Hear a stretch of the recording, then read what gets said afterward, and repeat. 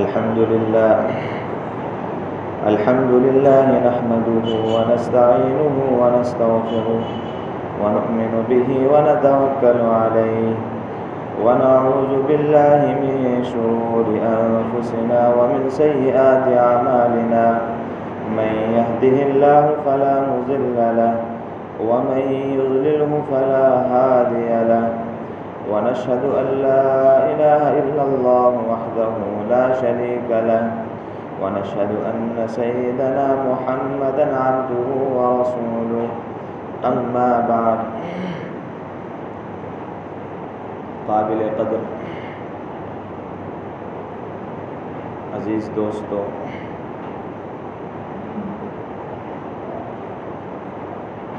سورہ فاتحہ کی تفسیر چل رہی تھی اور اس میں یہ بات عرض کی جا رہی تھی کہ اللہ تبارک و تعالی نے سورہ فاتحہ کے اندر بندوں کو اپنی تعریف کرنا سکھایا ہے، اور اس میں الرحمن الرحیم یعنی تمام تعریفیں اس اللہ تبارک و تعالی کے لیے ہیں جو سب پر مہربان ہے، الرحمن جو سب پر مہربان ہے۔ تو یہ بات چل رہی تھی کہ ہمیں اللہ تبارک و تعالی کی صفت رحمت کا فائدہ اٹھانا چاہیے، اور اس کا فائدہ یہ اٹھانا چاہیے کہ ہمیں اللہ تبارک و تعالی سے اپنے گناہوں کی معافی لے لینا چاہیے، اور اللہ تبارک و تعالی سے اپنے آپ کو معاف کرا لینا چاہیے، کیونکہ اللہ تبارک و تعالی اپنے بندے کی توبہ سے بہت خوش ہوتے ہیں۔ مسلم شریف کی روایت ہے، رسول اللہ صلی اللہ علیہ وسلم نے ارشاد فرمایا کہ اللہ تبارک و تعالی اپنے بندے کی توبہ سے بہت خوش ہوتے ہیں۔ پھر اس کو ایک مثال سے سمجھایا، اور اس طریقے سے سمجھایا کہ اگر کوئی شخص سفر کے اندر جائے اور وہ اپنے سفر کا پورا سامان ایک سواری پر اور ایک اونٹ پر رکھ لے، پھر وہ سفر کرے اور ایک ایسے جنگل کے اندر جائے جو جنگل بالکل کھانے پینے کی چیزوں سے اور پانی وغیرہ سے خالی ہو، بالکل بے یار و مددگار وہ جنگل ہو، اس جنگل کے اندر جب وہ پہنچتا ہے تو دوپہر کا وقت آ جاتا ہے، اور وہ اس شخص یہ سمجھتا ہے کہ اس جنگل کے اندر تھوڑی دیر مجھے آرام کر لینا چاہیے۔ وہ شخص اپنی اس سواری کو اور اس سواری پر لدے ہوئے سامان کو وہاں پر چھوڑ کر ایک درخت کے نیچے آرام کرنے لگتا ہے۔ جب وہ اٹھتا ہے تو دیکھتا ہے کہ سواری بھی غائب ہے، اور سواری پر جو کھانے پینے کا توشہ اور جو سامان تھا وہ بھی وہاں سے غائب ہے۔ وہ اپنی اس سواری کو تلاش کرنے لگتا ہے، اور کبھی اوپر جاتا ہے کبھی نیچے جاتا ہے، اور سارے جنگل کے اندر وہ اپنی سواری کو تلاش کرتا ہے، اور تلاش کرتے کرتے وہ اس سواری کے ملنے سے مایوس ہو جاتا ہے، اور وہ اس چیز سے بھی مایوس ہو جاتا ہے کہ شاید اپنی میری اب زندگی کوئی باقی ہو، کیونکہ وہ جنگل سے نکلنے کے لیے جو سواری تھی وہ سواری بھی چلی گئی، اور زندگی بچانے کے لیے اس پر جو سامان تھا کھانے پینے کا وہ سامان بھی چلا گیا۔ اب وہ شخص یہ سمجھتا ہے کہ اب مجھے موت آنی ہے، تو وہ اسی درخت کے نیچے آ جاتا ہے جہاں سے اس کی سواری غائب ہوئی تھی، اور وہ شخص لیٹ جاتا ہے۔ اسی دوران اس کی نیند لگ جاتی ہے، اس کی آنکھ لگ جاتی ہے۔ پھر اس کی آنکھ کھلتی ہے تو کیا دیکھتا ہے کہ وہ سواری بھی وہاں پر موجود ہے، اور اس سواری پر لدا ہوا جو سامان تھا وہ بھی وہاں پر موجود ہے، اور وہ بہت خوش ہوتا ہے، اور خوشی کے عالم میں یہ کہہ اٹھتا ہے اللہم انت عبدی وانا ربک، کہ اللہ تو میرا بندہ ہے اور میں تیرا رب ہوں۔ وہ اس خوشی کے عالم میں یہ کہہ اٹھتا ہے، کیونکہ اب اس کو اپنی زندگی جس زندگی سے وہ مایوس ہو چکا تھا وہ زندگی اس کو مل گئی ہے، تو خوشی کے مارے اس کو سمجھ میں بھی نہیں آتا کہ میں نے کیا کہا۔ تو اللہ کے رسول صلی اللہ علیہ وسلم فرماتے ہیں کہ یہ بندہ اپنی سواری کے ملنے سے اور اپنی زندگی کے ملنے سے جس قدر خوش ہوا ہے، اس سے زیادہ اللہ تبارک و تعالی اپنے بندے کی توبہ سے خوش ہوتے ہیں، اور اللہ تبارک و تعالی ہماری توبہ کا انتظار فرماتے ہیں، اور ہر شخص کو توبہ کی ضرورت ہے، کیونکہ ہمارا ہر وقت ہم اللہ تبارک و تعالیٰ کی نافرمانی کرتے ہیں۔ اگر ہم غور کریں تو ہمارا سونا بھی سنت کے خلاف ہوتا ہے، ہمارا اٹھنا بھی سنت کے خلاف ہوتا ہے، ہمارا چلنا پھرنا بولنا ہر کام ہمارا اللہ تبارک و تعالیٰ کی نامرضی کے مطابق اور اللہ تبارک و تعالیٰ کے حکم کے خلاف گزر رہا ہے۔ تو ہر شخص کو اللہ تبارک و تعالیٰ سے اور ہر شخص کو توبہ کی ضرورت ہے۔ اب سمجھنا یہ ہے کہ توبہ کس کو کہتے ہیں۔ میرے عزیز ساتھیوں، توبہ کی حقیقت یہ ہے کہ سب سے پہلے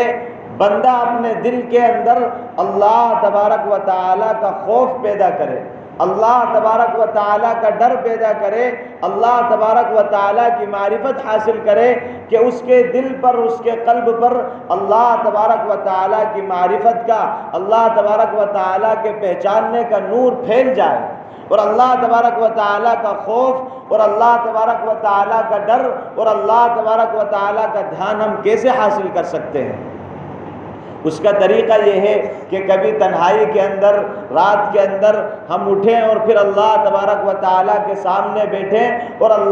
پھر اللہ تبارک و تعالیٰ کی بے نیازی کو سوچیں، اللہ تبارک و تعالیٰ کی عظمت کو سوچیں، اور یہ سوچیں کہ اللہ تبارک و تعالیٰ بے نیاز ہے۔ مسلم شریف کی روایت ہے، خود اللہ تبارک و تعالیٰ فرماتے ہیں، رسول اللہ صلی اللہ علیہ وسلم نے ارشاد فرمایا، اللہ تبارک و تعالیٰ ارشاد فرماتے ہیں، لو ان اولکم و آخرکم و انسکم و جنکم، کہ اگر پورے انسان، اول آخر، تمام انسان، تمام جنات، کانوا علی اتقى قلب رجل واحد منکم، تم میں سے جو سب سے بہترین شخص ہو، جو تم میں سب سے پرہیزگار شخص ہو، تمام انسان اس جیسے ہو جائیں،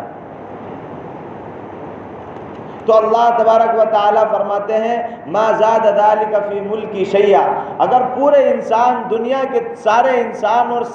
سارے جنات اگر اللہ تبارک و تعالیٰ سے ڈرنے والے ہو جائیں، پھر بھی اللہ تبارک و تعالیٰ کی بادشاہت میں، اللہ تبارک و تعالیٰ کی عظمت میں ذرہ برابر اضافہ نہیں ہوگا۔ اور اگر سارے انسان، سارے جنات اللہ تبارک و تعالیٰ کی نافرمانی پر اتر آئیں، ما نقص فی ذلک شیئا، پھر بھی اللہ تبارک و تعالیٰ کی بادشاہت کے اندر اور عظمت کے اندر ایک ذرہ برابر بھی کمی نہیں آئی۔ تو ہم رات میں اٹھیں اور یہ سوچیں کہ اللہ تبارک و تعالیٰ بے نیاز ہے،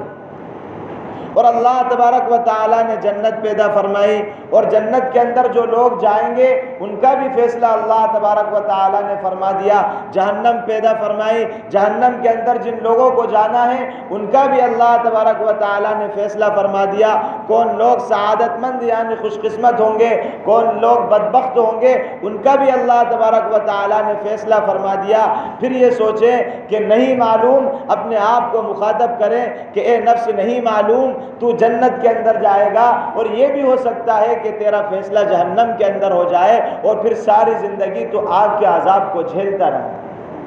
حضرت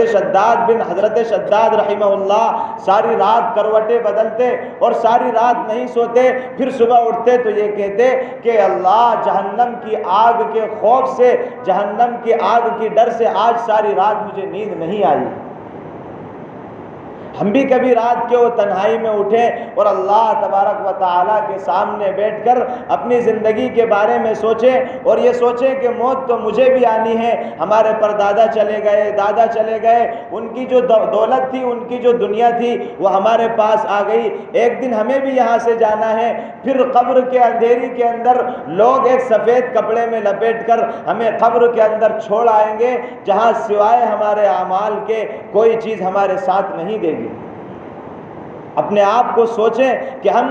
کہاں جا رہے ہیں۔ حضرت ابو بکر صدیق رضی اللہ عنہ فرماتے تھے کہ کاش کے میں کوئی پرندہ ہوتا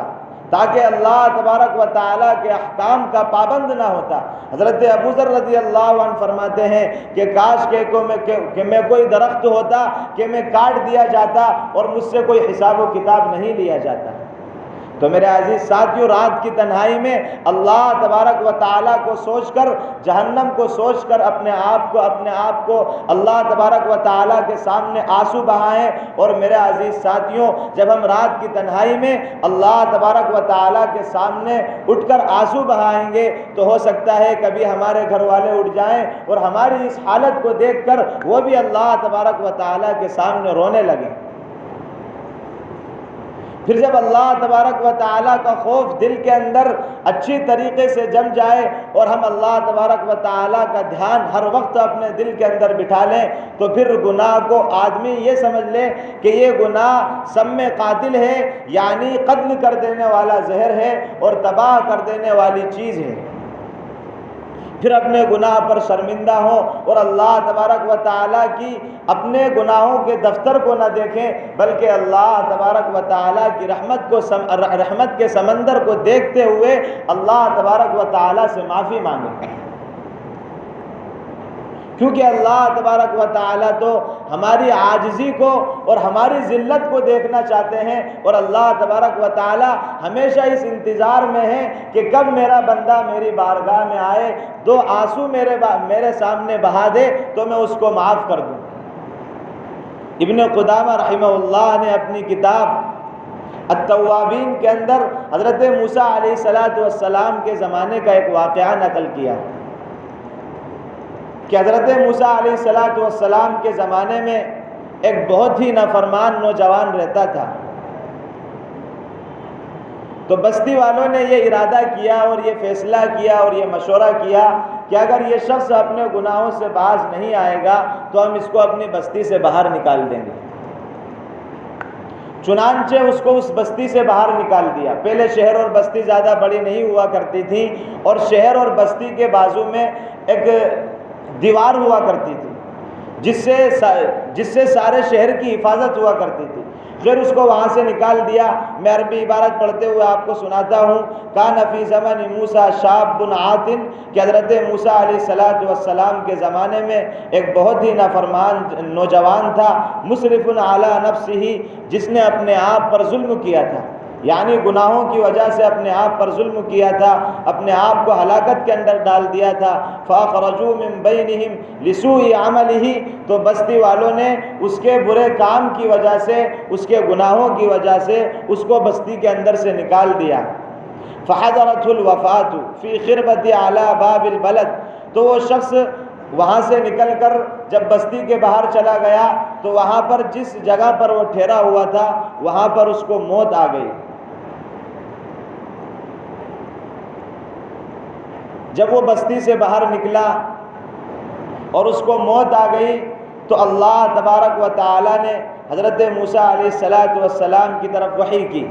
اور فرمایا ان ولیا من اولیائی حضرہ الموت فاحذرہ وغسلہ وصلی علیہ، کہ میرے دوستوں میں سے ایک دوست کو موت آ گئی ہے تو تم وہاں پر جاؤ، اس کو غسل دو اور اس پر نماز پڑھو۔ وقل لمن کثر عصیانہ یحضر جنازتہ لاغفر لہم، اور یہ بستی کے اندر یہ اعلان کر دو کہ جس شخص کے بہت سارے گناہ ہو گئے ہوں وہ شخص اس شخص کی نماز جنازہ اگر پڑھ لے گا تو اللہ تبارک و تعالیٰ اس کے گناہوں کو معاف کر دیں گے۔ حضرت موسیٰ علیہ السلام نے یہ اعلان کر دیا۔ فَكَثُرَ النَّاسِ فَلَمَّا حَضَرُوهُ عَرَفُوهُ، جب حضرت موسیٰ علیہ السلام نے یہ اعلان کیا کہ اللہ تبارک و تعالیٰ نے فرمایا ہے کہ اللہ تبارک و تعالیٰ کا ایک دوست اس کو موت آ گئی ہے، جو شخص اس کی نماز جنازہ پڑھ لے گا اللہ تبارک و تعالیٰ اس کے گناہوں کو معاف فرما دیں گے، تو بہت سارے لوگ اس کی نماز جنازہ کے اندر شامل ہوئے، اور جب لوگوں نے اس کو دیکھا تو پہچان گئے اور حضرت موسیٰ علیہ السلام سے کہا کہ یہ کیا ماجرا ہے، یہ تو وہی شخص ہے جس کے گناہوں کی وجہ سے ہم نے اس کو بستی کے اندر سے نکال دیا تھا۔ حضرت موسیٰ علیہ السلام بھی پہچان گئے۔ فتعجب موسیٰ من ذلک، اور حضرت موسیٰ علیہ السلام کو بھی اس سے تعجب ہوا، یعنی اس بات سے تعجب ہوا کہ یہ تو بہت گناہگار شخص تھا، پھر اللہ تبارک و تعالیٰ کا دوست کیسے ہو گیا؟ اور یہ بات اللہ تبارک و تعالیٰ نے کہہ دی کہ جو شخص بھی اس کی نماز جنازہ کے اندر شامل ہوگا، اللہ تبارک و تعالیٰ اس کے گناہوں کو معاف فرما دیں گے۔ فَأَوْحَى اللَّهُ إِلَيْهِ، تو اللہ تبارک و تعالیٰ نے حضرت موسیٰ علیہ السلام کی طرف وحی فرمائی اور فرمایا صدقوہم شہدائی، یہ تمام کے تمام لوگ سچ کہتے ہیں کہ یہ شخص بڑا گنہگار تھا اور اس کے گناہوں کی وجہ سے بستی والوں نے اس کو بستی سے نکال دیا، لیکن جب بستی والوں نے اس کو اپنی بستی سے نکال دیا، اس کے بعد اس کو موت آئی، تو موت سے پہلے اس شخص نے فلم یر حمیما ولا غریبا ورأى نفسه غریبة وحیدة ذلیلة فرفع بصره الی وقال الہی عبد من عبادک غریب فی بلادک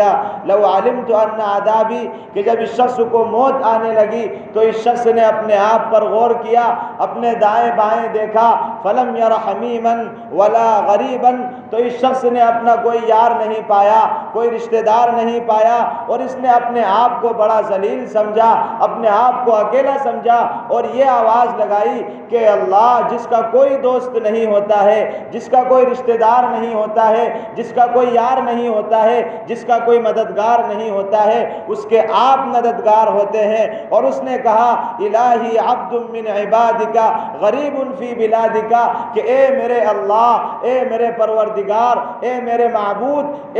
آپ کے شہر کے اندر اور آپ کی بستی کے اندر آپ کا ایک بندہ ہے جو تنہا ہے، جس کو رشتہ داروں نے بھی چھوڑ دیا، جس کو بستی والوں نے بھی چھوڑ دیا، جس کے لیے ماں بھی نہیں ہے کہ ماں اس کے ساتھ غمخواری کرتی، اس کی بیوی بھی نہیں ہے کہ اس کے ساتھ خدمت کرتی۔ اے اللہ اگر مجھے یہ معلوم ہوتا کہ اگر آپ مجھ کو عذاب دیں گے تو آپ کی بادشاہت کے اندر کوئی اضافہ ہو جائے گا، اگر آپ مجھے معاف کر دیں گے تو آپ کی بادشاہت کے اندر کوئی کمی ہو جاتی، فما سألتک، تو میں آپ سے اپنی مغفرت کا کوئی سوال نہیں کرتا۔ اے اللہ آپ نے حضرت موسیٰ علیہ السلام کی طرف وحی کی ہے انی انا الغفور الرحیم، کہ میں بہت معاف کرنے والا ہوں، آپ کی اسی صفت کی وجہ سے اے اللہ میں آپ سے معافی مانگتا ہوں، آپ مجھے معاف فرما دیجئے۔ حضرت اللہ تبارک و تعالی نے حضرت موسیٰ علیہ السلام سے کہا کہ کیا میرے لیے یہ بات تھی کہ ایک شخص میرے در پر آئے، پھر مجھے پکارے اور میری ذات کا واسطہ دے، میری صفت رحمت کا واسطہ دے، اور میں اس کو معاف نہ کروں؟ میرے عزیز ساتھیوں، اللہ تبارک و تعالی نے حضرت موسیٰ علیہ السلام سے کہا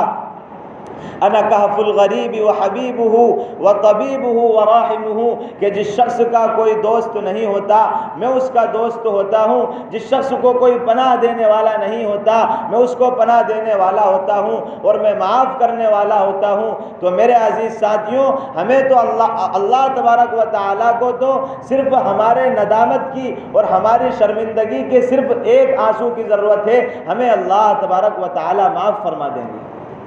تو توبہ کی حقیقت یہ ہے کہ بندہ پہلے یہ سمجھ لے کہ یہ جو گناہ ہم کر رہے ہیں یہ گناہ ہمارے لیے قتل کر دینے والا ہے، ہماری زندگی کو تباہ کر دینے والا ہے، پھر اپنے گناہوں پر شرمندہ ہو اور پھر اللہ تبارک و تعالی سے اپنے گناہوں کی معافی مانگے، اور یہ سمجھ لے کہ اللہ تبارک و تعالی کے علاوہ کوئی معاف کرنے والا نہیں ہے۔ وَمَن يَغْفِرُ الذُّنُوبَ إِلَّا اللَّهُ وَمَن يَغْفِرُ الذُّنُوبَ إِلَّا اللَّهُ، کون ہے اللہ تبارک و تعالی کے سوا جو تمہارے گناہوں کو معاف کر دے گا؟ اگر تم کسی کے در پر بار بار مانگنے جاؤ دنیا کے اندر تو وہ بھی تمہیں اپنے در سے بھگا دے گا اور یہ کہہ دے گا کیا تم مجھ کو اپنا احسان مند سمجھتا ہے، ہمیشہ مانگنے کے لیے آ جاتا ہے؟ لیکن اللہ تبارک و تعالی نے تو اللہ کے رسول صلی اللہ علیہ وسلم کے زبانی فرما دیا من لم يسأل اللہ یغضب علیہ، جو اللہ تبارک و تعالی سے نہیں مانگتا اللہ تبارک و تعالی اس پر غصہ ہوتے ہیں۔ تو پھر اللہ تبارک و تعالی سے اپنے گناہوں کی معافی مانگے اور اس کے بعد یہ ارادہ کر لے کہ میں اس گناہ کو اپنی زندگی کے اندر کبھی نہیں کروں گا۔ یہ توبہ کی حقیقت ہے۔ اور توبہ ہر شخص کے لیے ضروری ہے۔ اس لیے میرے عزیز ساتھیوں، ہمیں چاہیے کہ ہم بھی اللہ تبارک و تعالیٰ سے توبہ کر لیں، رات کی تنہائیوں کے اندر رونا سیکھیں، کیونکہ یہ ایک ایسی نعمت ہے جو ہمیشہ اور ہر کسی کو حاصل نہیں ہوتی ہے، بلکہ اس کے حاصل کرنے کے لیے ہمیں اللہ تبارک و تعالیٰ سے مانگنا ہوگا، ہمیں اللہ تبارک و تعالیٰ کے سامنے گڑ گڑانا ہوگا، اور ہم اللہ تبارک و تعالیٰ سے مانگیں کہ اللہ ہمیں صرف آپ کا محتاج بنا دیجئے، ہمیں صرف آپ کے سامنے رونے والا بنا دیجئے، ہمیں صرف آپ کے سامنے اپنے آپ کو جھکانے والا بنا دیجئے۔ تو میرے عزیز ساتھیوں، جب ہم اللہ تبارک و تعالیٰ سے مانگیں گے تو اللہ تبارک و تعالیٰ ہمیں عطا کریں گے، اور اللہ سے یہ بھی مانگیں کہ اللہ مجھے گناہوں سے بچا لیجئے، کیونکہ گناہوں سے بچانے والی ذات وہ اللہ تبارک و تعالیٰ کی ہے۔ حضرت یوسف علیہ السلام کو 7 دروازوں کے اندر گناہ سے بچانے والی ذات وہ اللہ تبارک و تعالیٰ کی ہے، اور ہم اللہ تبارک و تعالیٰ سے مانگیں گے تو اللہ تبارک و تعالیٰ ہمیں عطا کر دیں گے۔ ایک نوجوان شخص تھا، اس نوجوان شخص سے کسی عورت کو عشق ہو گیا، تو اس عورت نے یہ چاہا کہ میں اس کو گناہ کے اندر مبتلا کروں گی۔ وہ نوجوان بڑا عابد عبادت گزار شخص تھا، تو اس عورت نے اس نوجوان کو اپنے گھر کے اندر بلایا۔ ہمارے شیخ مفتی محمد غلام صاحب، جو کہ حضرت مولانا شیخ ابرار الحق صاحب مسئول امت صاحب کے صحبت یافتہ ہیں، ان کی مجلس کے اندر میں نے یہ واقعہ سنا۔ تو اس عورت نے اس نوجوان کو اپنے گھر کے اندر بلایا اور اس نوجوان سے کہا کہ صرف ایک ہی راستہ ہے کہ یا تو میرے ساتھ زنا کر لے، میری خواہش کو پورا کر دے، یا پھر میں تجھے محلے کے اندر بدنام کر دوں گی اور محلے کے اندر یہ کہہ دوں گی کہ یہ شخص میرے ساتھ غلط کام کرنا چاہتا ہے۔ وہ نوجوان معذرت کرتا رہا اور کہتا رہا کہ میں یہ کام نہیں کر سکتا، مجھے اللہ تبارک و تعالیٰ کے سامنے جا کر اپنی زندگی کا حساب دینا ہے۔ لیکن وہ عورت نہ مانی اور اڑی رہی اور کہا کہ اگر تو نے میرے ساتھ یہ کام نہیں کیا تو محلے کے اندر میں تجھے بدنام کر دوں گی۔ اس نوجوان نے کہا کہ اچھا مجھے اتنا موقع دو کہ میں پیشاب اور بیت الخلاء سے فارغ ہو کر آ جاؤں، پھر میں تمہاری خواہش کو پورا کر دوں گا۔ اس عورت نے کہا کہ ٹھیک ہے۔ وہ نوجوان شخص بیت الخلاء کے اندر گیا اور اس گناہ سے بچنے کے لیے اس نے اپنے جسم کے اندر گندگی لپیٹ لی، اپنے جسم پر گندگی لپیٹ کر اس بیت الخلاء سے باہر نکلا، تو عورت نے اس کو دیکھ کر کہا کہ یہ تو پاگل شخص ہے، یہ تو بیکار شخص ہے، یہ شخص تو پاگل ہو گیا، اس نے اپنے اوپر گندگی لپیٹ لی۔ اور وہ عورت وہاں سے چلی گئی، وہ نوجوان بھی وہاں سے چلا گیا، لیکن اللہ تبارک و تعالی جانتے تھے کہ اس شخص نے اپنے بدن پر جو گندگی لپیٹی ہے وہ اس لیے لپیٹی ہے تاکہ وہ شخص گناہ کے اندر مبتلا نہ ہو، اللہ تبارک و تعالی کی نافرمانی کے اندر مبتلا نہ ہو۔ تو میرے عزیز ساتھیوں، اللہ تبارک و تعالی نے اس نوجوان کے جسم کے اندر ایسی خوشبو پیدا فرمائی کہ وہ نوجوان جہاں سے بھی گزرتا تھا لوگ سمجھ جاتے تھے کہ یہ فلاں نوجوان ہے، کیونکہ اس نے اپنے گناہ سے بچانے کے لیے اپنے آپ کو ایک گندی چیز کے اندر ڈالا، لیکن وہ اس لیے کہ میں گناہ سے بچ جاؤں۔ تو میرے عزیز ساتھیوں، ہم خود گناہ سے بچنے کی کوشش کریں، پھر اس کے بعد اللہ تبارک و تعالیٰ سے دعا کریں۔ ہمیں اللہ تبارک و تعالیٰ اپنی زندگی کے اندر یہ دعا کریں کہ اللہ ہماری ساری زندگی آپ کی مرضی کے مطابق، رسول اللہ صلی اللہ علیہ وسلم کی سنت کے مطابق گزر جائے۔ دعا ہے کہ اللہ تبارک و تعالی ہم سب کو اپنے حکم کے مطابق رسول اللہ صلی اللہ علیہ وسلم کی سنت کے مطابق زندگی گزارنے والا بنائے۔ وما توفیقی الا باللہ۔